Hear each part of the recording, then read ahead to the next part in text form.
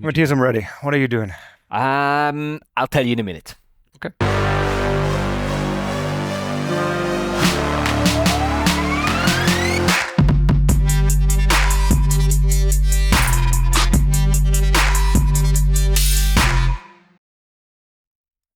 And done. So, what did you do?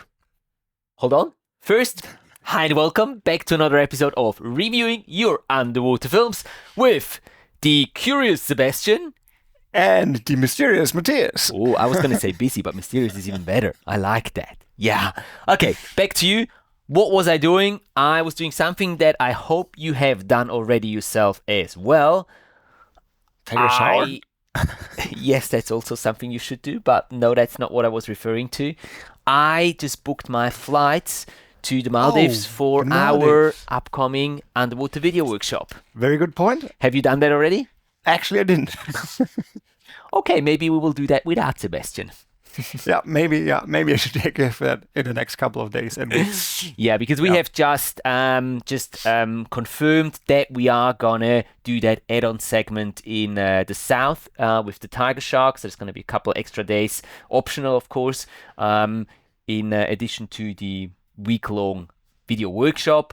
And now we know the dates and everything, so I was able to book those flights accordingly. Pretty cool. And I can't wait to take that group out there. There is still a few spots left on that trip.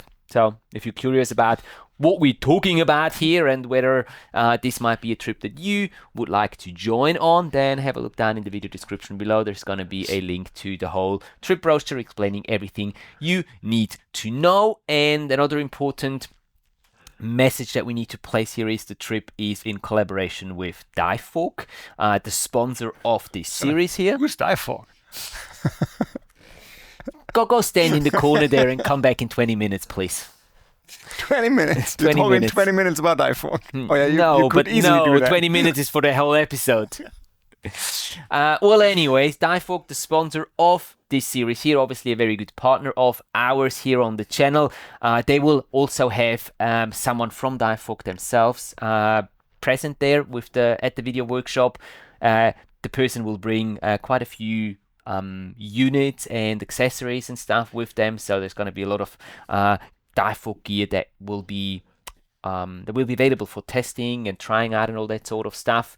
So I'm really looking forward to that. That doesn't mean that you have to be shooting on a Divefork housing to be able to join us on this trip. Everyone is welcome, even if you come with a larger camera, a action camera, whatever you bring. But it's going to be sort of themed a little bit towards the Divefork ecosystem, and we're going to be talking about how to use that ecosystem in the best possible way to get you the results that you really want to get during that trip. I'm really looking forward now. Yeah, you need some extra education in that section. In the Divefork education section? Yeah. Okay, well, I know where I don't need any education. Moving along. That's in the review part, because today we are watching a video from John Nowack. Thank you, John, for another entry. Right, we had an entry from him before. Yeah, I think it's a roughly a year ago. Yeah. I think he wrote it as well. Nice. Yeah, something like that. And he was filming with his Sony AX700 in a Gates housing. Ooh. Yeah, I remember that. Oh, what? Oh, yeah. Now you can't see it. Get out of the frame. There you go. Gates all the way. The only other plausible housing next to Divefork. Okay. All right. Yeah, well, he was using his backscatter lights, filming again in 4K HLG, and he was doing manual white balance, and yeah, he wrote a bunch of stuff. He was doing really cool stuff, like with the ambient light and red filter. So he said he tried to really take our feedback from the last video into consideration. Cool. And worked on that. And then he worked in Final Cut for this video again. Mm-hmm. And your tips, he said, were very helpful. Final Cut all the way. I don't understand why your tips are helpful, but obviously somebody helped. Well, a couple people apparently think so. Yeah, obviously. Thank you so much to everyone out there, if you're among those people thinking that my tips are useful. Yeah, pretty cool. Well, so let's go to Bonaire and have a look. Bonaire it is! Looking forward to that. Any other information you want to share before we look at the video? No. No. Ah. Okay. Well, press the button, please, Okay. sir.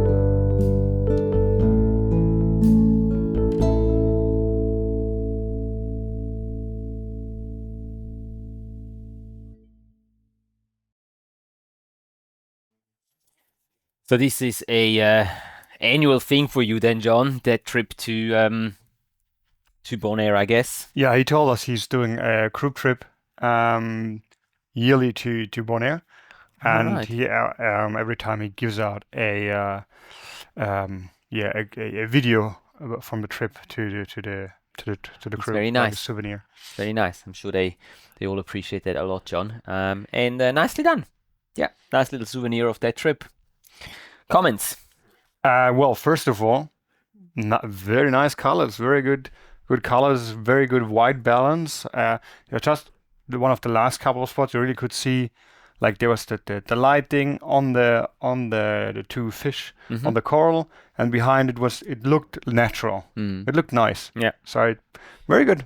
Yeah, I agree. Very good, It looked, most of the shots really looked very natural, just as you would have seen them underwater while being there, really. So yeah, I agree. Yeah, very And I nice. liked the packaging, especially because there was not any storyline. I like the packaging of day and night and then day again. It's like was like separated. It was not mixed, so it was really like separated. Yeah, and I liked the behavior he captured. You can say, oh, he was lucky, but at the end you have to be ready with the camera and wait for the moment, like the moray going through and like the fish in action, and pretty cool. I like that. Yeah. Yep. Agree. I also enjoyed your choice of music, John. I think it was very fitting to the scenes that we saw. It was nice and calm and relaxing, and I think it kind of went along very well with the slow movements of all of the animals that we really saw, whether that was the turtle, the moray eel, the fish, everything really. So from that perspective, I think that was a really nice match with music and the action that we saw, the behavior. What I was missing a little bit, to be quite honest, was really kind of a storyline. As it started off with that sort of photo album template at the beginning, I thought there was going to be like a theme that was going to go through the film somehow, which didn't happen. It was really just that first scene that came into like with which you started the movie or the film, but then it wasn't picked up anymore after that. It's a nice little film put together. It was, what was it, like 4 minutes something. I think I would really like to have a bit of a story behind it. I mean, I understand what you were saying with the packaging of day, night, day. It's not quite enough for me, to be quite honest. I think I would like a little more. Whether that is, I don't know, maybe adding some information about like the dive sites, because like having been in Bonaire a few times, I recognized the salt pier, I think, in 1 or 2 shots. I recognized the house reef of Buddy Dive. But for someone who's not been there, it might be a nice add-on to have a little bit of information as to where these dives have been conducted in Bonaire. Well, I have 2 things to add to that. Yes, it's like please. because you're talking about the theme. Yeah. And it's like that would be a really nice way to include the information if you continue with that theme, made another postcard or something. Maybe there's a lower third where you can use that. Like you can see the theme is going throughout the entire film, and well, that's salt pier or that's like that kind of animal, whatever. Yep. And the other thing I'm missing, if you're talking about like not story, but like the overall what you captured is like divers. Yeah. I mean, there's a group trip. Where are the other divers? Maybe the other divers, you made a longer video for the group, for the whole group, and where the divers were included. But generally speaking, we always say it's nice to have like diver activity in there. Do you see your fellow divers? Yeah, especially if you're making a film specifically to share then with the people that were on that group trip with you. I think it is really nice to make sure to have like at least one shot of each of the divers in there. Like when I was working as a resort videographer back in the day, long time ago, 120 years ago, and more than that, 150 years ago, I always tried to get at least one shot of each of the divers in the group. Well, different reasons, I wanted to sell that video to them, so it made sense to include them in the video. That was just increasing my chances of them buying the video. But nevertheless, I think it's a nice thing to have the divers in there. And oftentimes, if you're in a group trip, most likely you know the people either from beforehand or you get to know each other throughout the trip very well. So it's a quite easy thing to sort of talk to them before you go down on a dive and get them to interact with the camera in one way or another, to wave at the camera, give you a K sign, do something silly underwater, or just smile into the camera. And that's always really good B-roll sequences that you can also use to cut in between, like one sequence of of some sort of fish doing something, then go into another sequence. You can always use these diver shots in between to transition from one scene to another, and it doesn't seem too abrupt that way, really. Agreed. Anything else from your side? Yeah, I saw it maybe on three clips, maybe 4 clips, that cutting a little bit earlier or earlier actually, or later in the beginning, like on the whole clip a little bit later, would have been beneficial. It's like you said, you see the fish swimming away, and the camera starts shaking, so cut it like, I don't know, half a second earlier to cut that away. It's the same with the turtle. I saw that on the turtle shot as the turtle came in, and then we saw the turtle, and like a second after that clip started, there was a bit of a shake as you were repositioning your camera, or just repositioning the camera, and just cut it after that shake has happened. Then you get a more smoother portion of the clip that you're showing, and I think that I agree that would have been beneficial on some instances. So I've also written down stability, not in general, but on certain clips. I think if you cannot get the footage more stable, then just make sure to cut them in the appropriate places so you don't include that section in the final film. I have also written down light placement. I've written that down very early in the film, because there was a shot. I don't know if it was a moray, and it was I think a coral grouper or something, where only one small part of the coral grouper was actually lit, and then the light was actually on like the background or the coral next to it, which looked a little odd. So I don't remember what kind of lights he was using. Does he backscatter? Backscatter lights. The 4300. Yeah. Okay. I mean, this happens. It happens to everyone, that if you get a little too close, a little further away, that your light angle and the position get off. Just try to monitor that constantly. And if you see that you're moving too far in or too far out, and your light, the beam of your light is not on your main subject anymore, just adjust that slightly. Not a big deal, but I saw it right at the beginning, and then I noticed a couple of shots throughout the video where the light placement wasn't ideal, but that's just a small thing that you can easily work on, and sort of keep in your mind for the next trip next year, right? Yeah, that's all that I have written down. I have one more thing. It's just again a minor detail. It's like I had the feeling that some clips you could have been a little bit lower with the camera. Just like the angle was more like from above. Yeah, true. So like just a little bit more down, let go on eye level, or even lower. But like I think the majority was more like a little bit from above. It gives a different, I think it gives a different look. Yeah, it does. If you try to, sometimes it's not possible, but it's like, Yeah, I agree now that you're saying. Thank you for that. Cool. I don't have anything else. Me neither. Then I think it's your turn to sum it up for John. Of course. John, thanks again for your video. We had fun watching it. We especially liked the work you put in, or the improvement training you put in, the colors and the white balance and all that stuff. It looked really nice. As well, the kind of animal behavior you captured. It was not only a fish swimming around, it was really animal behavior. We think you can work a little bit on the storyline part, even if it's not a story per se. Maybe take the theme from the beginning of the clip and take it throughout. Describe a little bit the dive site you're in, and try to include some more of your group of divers, other divers underwater in action, getting in the water, get out of the water, something like that, just to get a little bit more human interaction into the video, especially if it's a group video. And then we mentioned the lighting position. Try to monitor constantly where your lights are, if the subject is lit correctly, if one side is darker than the other. Just try to monitor it a little bit more carefully, and then the lighting will be perfect. And the other thing we mentioned was I said it cut a little bit later or a little bit earlier at the end. Matthias said it was as well stability, and it's actually about stability. Get rid of like the shakiness of the clips, and you can do that either get more stable shot, or if it's not possible, try to get a smaller portion of the shot to get a smooth looking clip at the end. Yeah. I liked it. Looking forward to the next one. Excellent.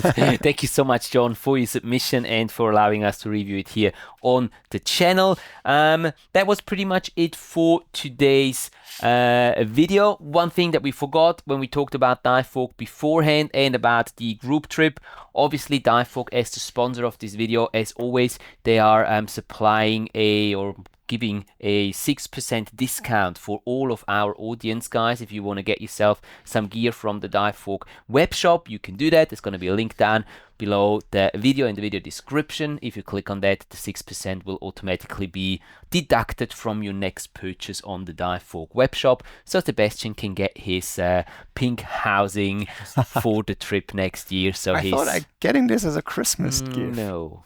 Maybe from your wife, but not from me. Okay, I will talk to her. Okay, yeah, but so you can dive with us in style next year, cool. as we're going on that group trip. Check out the group trip below as well if you're interested in that too. And other than that, have a fantastic week. Keep capturing all those amazing underwater adventures of yours, and we're looking forward to seeing you back here for the next episode of reviewing your underwater films next week, next Thursday. See you then, guys. Have a great week. Bye-bye. Bye.